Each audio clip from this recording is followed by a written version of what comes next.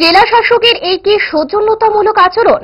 মথা supremo Pradyut কিশোর দেববর্মন এবং CEM পূর্ণচন্দ্র জমাতিয়ার সাথে দেখাই করলেন না গোমতী জেলার জেলা শাসক।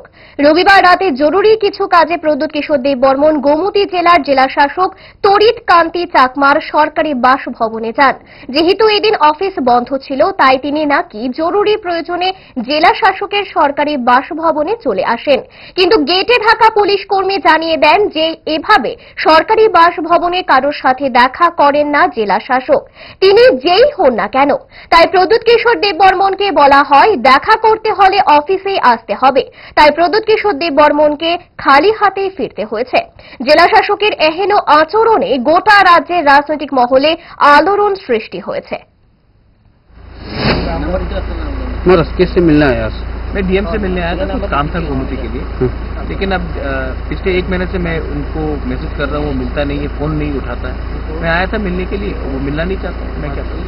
कौन सा डीएम है? गोमती का डीएम है तड़ित चाकमा।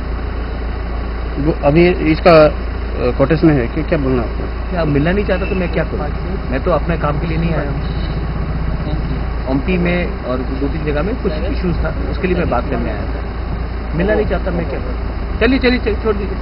अगर नहीं मिलना चाहता तो मैं क्या करूँ?